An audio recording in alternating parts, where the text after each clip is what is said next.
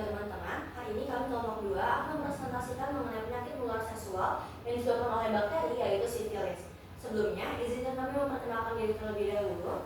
Saya Syaira Tayakan Sanafia, absen 34. Saya Udina Farhanisa, absen 6. Saya Syanti Nadia, absen 33. Saya Maria Partai Putriadi, absen 21. Saya Nurul Ahmad, absen 25. Saya Nurul, absen 2. Yang pertama itu apa itu PMS atau penyakit menular seksual. Penyakit menular seksual ini bisa kita sebut juga dengan infeksi menular seksual. Ini merupakan infeksi yang dapat menular melalui aktivitas seksual, terutama melalui kontak seksual dengan vagina, anal maupun dengan oral. Nah, ini dapat disebabkan oleh bakteri, virus, jamur atau bahkan parasit, dan dapat tersebar dari satu orang ke orang lainnya dengan cairan seperti sperma, darah atau bahkan cairan vagina. Nah, misalnya ini tidak ditangani lebih lanjut dapat menyebabkan komplikasi seperti kanker, HIV atau AIDS, bahkan kematian. Nah, tadi kan penyebab dari PMS itu adalah bakteri, virus, jamur, dan juga parasit. Nah, apa perbedaan dari keempat jenis ini? Yang pertama itu adalah bakteri. Dari struktur selnya terlebih dahulu, bakteri merupakan prokariotik ataupun merupakan makhluk hidup yang sel tunggal dan tidak memiliki inti sel. Sedangkan virus itu non selular, artinya virus ini tidak memiliki sel. Lalu ada jamur dan juga parasit yang sama-sama eukariotik. Artinya mereka ini sama-sama memiliki inti sel dan juga merupakan sel tunggal. Untuk ukurannya, bakteri ini mikroskopis, dia bisa dilihat dengan bantuan mikroskop, sedangkan untuk virus ini sangat kecil sehingga dengan bantuan mikroskop pun cukup sulit. Lalu ada jamur yang ukurannya makro atau mikro dan juga parasit yang ukurannya makro atau mikro. Jadi sesuai dengan namanya makro atau mikro, dia ini bisa dilihat ukurannya itu lebih besar atau lebih kecil, lebih besar dari ukuran virus dan juga bakteri, sehingga dapat dilihat dengan mata telanjang. Lalu untuk cara hidupnya, bakteri ini dapat hidup secara bebas, sedangkan untuk virus ini dapat hidup di dalam sel inangnya saja. Sel inang ini seperti makhluk hidup seperti manusia ataupun hewan. Lalu untuk jamur ini dia hidupnya sebagai parasit atau saprofit, sedangkan untuk parasit ini hidupnya juga sama di dalam sel inang. Nah, lalu untuk cara berkembang biaknya ini, bakteri dengan pembelahan biner, lalu virus ini dengan replikasi di dalam sel inang, sedangkan untuk jamur ini dengan spora atau tunas, dan parasit ini dengan melalui siklus hidup tertentu. Nah, contoh penyakit yang disebabkan oleh bakteri ini ada sifilis, gonorrhea. Nah, sedangkan penyakit yang disebabkan oleh virus ada influenza, HIV atau AIDS. Nah, sedangkan penyakit yang disebabkan oleh jamur itu ada candidiasis, dan yang disebabkan oleh parasit ada trichomoniasis. Lalu untuk pengobatannya ini, bakteri ini dapat diobati dengan antibakteri, virus ini dapat diobati dengan antivirus, lalu jamur diobati dengan antijamur, dan juga parasit diobati dengan antiparasit. Nah, lalu kenapa sih bakteri itu dapat menyebabkan kita itu sakit? Jadi ada beberapa mekanisme. Yang pertama itu adalah saat infeksi bakteri patogen ini berhasil masuk ke dalam tubuh kita, lalu mereka disitu memperbanyak diri dengan pembelahan biner tadi. Nah, saat mereka ini sudah mulai banyak dalam tubuh kita, mereka ini akan hidup dengan cara mengambil nutrisi dari sel-sel sehat di sekitarnya untuk bertahan hidup, sehingga kita dapat sakit karena bakteri itu. Lalu yang kedua itu karena beberapa bakteri itu ada yang melepaskan racun atau toksiknya. Ada yang melepaskan racun pada saat mereka hidup atau eksotoksin, dan juga saat mereka sudah mati yang disebut dengan endotoksin. Nah, terakhir penyakit ini juga bakteri dapat menyebabkan penyakit karena saat bakteri masuk ke dalam tubuh kita ini juga dapat memicu sistem imun kita untuk bertahan dari bakteri ini, sehingga dapat mengalami peradangan, bahkan kita juga dapat menyebabkan sakit. Selanjutnya ada data kasus ini diambil dari 2022, dan di mana Papua memiliki peringkat pertama yaitu mencapai 3.864 kasus, dan diikuti oleh Jawa Barat yaitu 3.146 kasus, dan juga yang ketiga itu ada DKI Jakarta sekitar 1.897 kasus. Dan juga kasus sifilis ini tuh disebabkan tuh karena apa sih? Jadi kasus sifilis Indonesia itu meningkat drastis mencapai lebih dari 20.000 sampai 23.000 kasus pada periode 2022 sampai 2023 dengan lonjakan sekitar 70% sejak 2018. Mayoritas penderita sifilis ini berusia produktif yaitu 25 sampai 49 tahun. Nah, tingginya kasus yang dialami di Papua ini dipicu oleh kombinasi faktor perilaku seksual beresiko, kurangnya edukasi kesehatan, serta akses layanan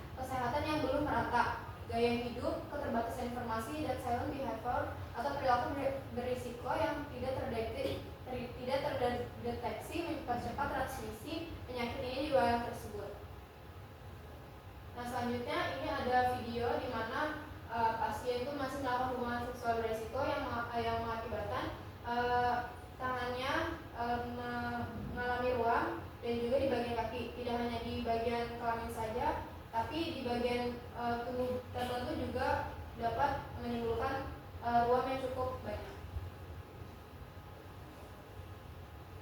Selanjutnya ada cara penularan sifilis. Untuk yang pertama secara hubungan seksual. Biasanya ini penularan terjadi saat pasangan melakukan hubungan seksualnya tanpa menggunakan kondom. Yang kedua penggunaan jarum bersama. Cara penularan ini saat kita memakai jarum yang sudah terpakai oleh seseorang sebelum kitanya. Terus yang ketiga transfusi darah ataupun donor organ. Jadi jika seseorang mendapatkan sebuah donor darah atau sebuah donor organ dari seseorang yang terinfeksi oleh penyakit sifilis ini, maka orang itu dapat terkena terinfeksi sifilis juga. Terus yang keempat penularan bawaan. Penularan bawaan ini biasanya terjadi jika seorang ibu mengalami penyakit sifilis dan dapat menularkan bayinya melalui janin. Selanjutnya masa inkubasi dan gejala sifilis. Nah, di dalam sifilis ini memiliki 4 tahapan. Untuk yang pertama dalam tahap awal sifilis primer. Dan gejala yang muncul itu biasanya adanya luka keras, kecil, dan tidak nyeri di beberapa bagian alat kelamin. Nah, biasanya ini terjadi dalam 10-90 hari ataupun tidak sebut 3 bulan.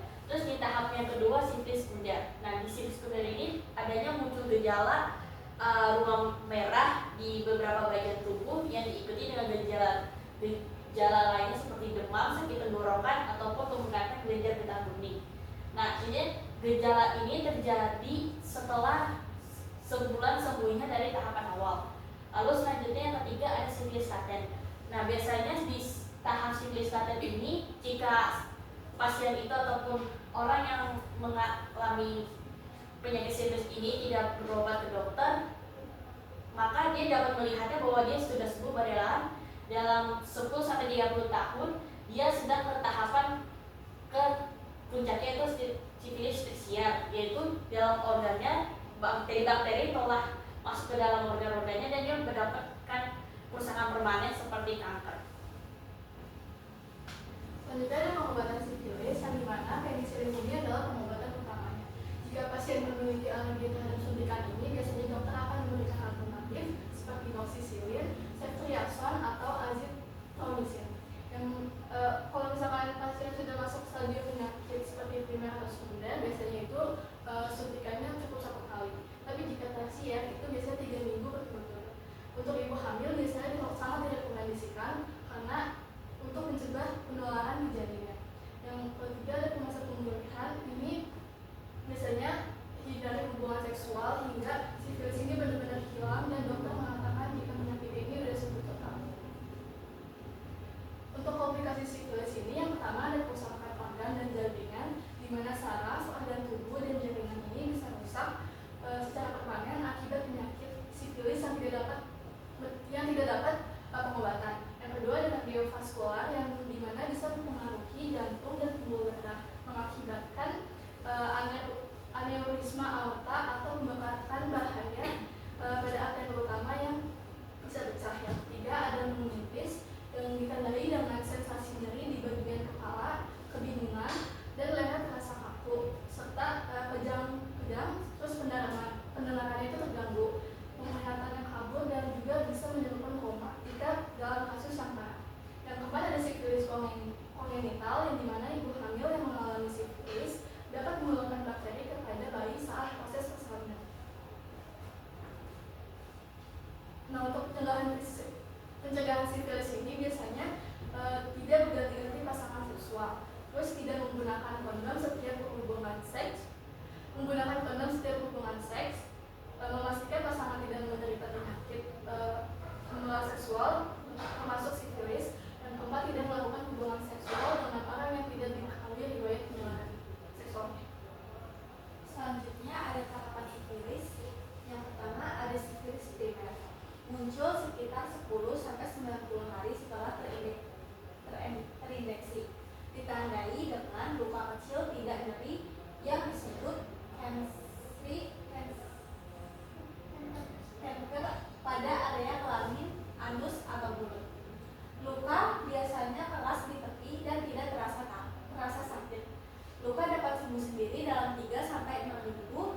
Tetapi bakteri tetap ada dalam tubuh jika tidak diobati. Selanjutnya ada sifilis sekunder. Terjadi beberapa minggu atau bulan setelah luka primer sembuh. Gejala yang muncul itu yang pertama ada ruam pada kulit, demam ringan, sakit tenggorokan, pembengkakan kelenjar getah bening, rambut rontok sebagian, lesi lembab di area kelamin atau hebilomalata. Gejala bisa hilang timbul. Pada tahap ini penderita sangat menular. Selanjutnya ada sifilis laten atau tersembunyi. Tidak ada gejala yang terlihat, terbagi menjadi 1. Laten dini atau kurang dari 1 tahun setelah infeksi. Yang kedua, laten lanjut lebih dari 1 tahun. Yang ketiga, bakteri tetap berada dalam tubuh. Dan yang keempat dapat berlangsung bertahun-tahun tanpa gejala. Selanjutnya ada sifilis tersier atau tahap lanjut, terjadi 10-30 tahun setelah infeksi awal jika tidak diobati.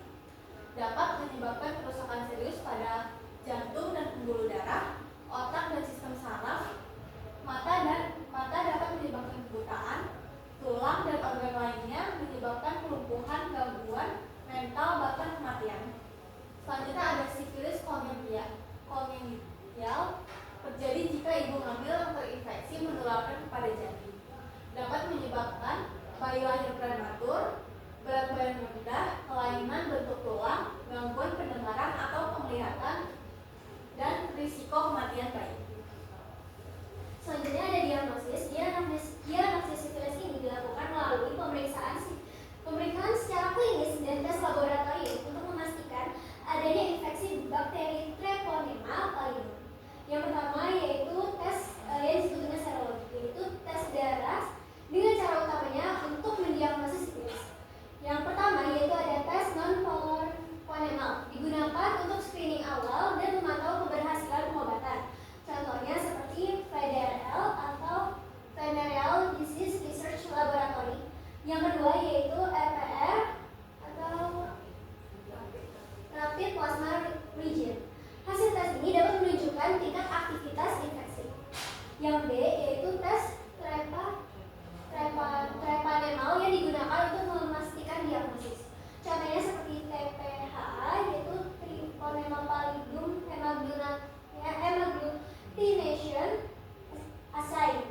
Yang kedua yaitu ada FTAB yaitu fluorescent treponemal antibody absorption. Tes ini biasanya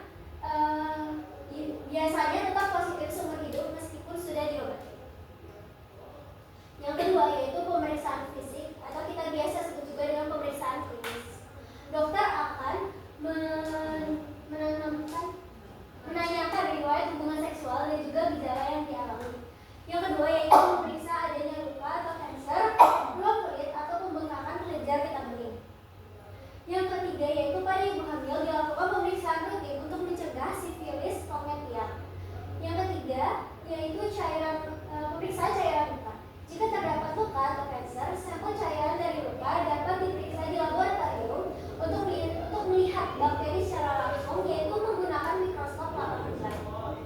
Yang keempat yaitu pemeriksaan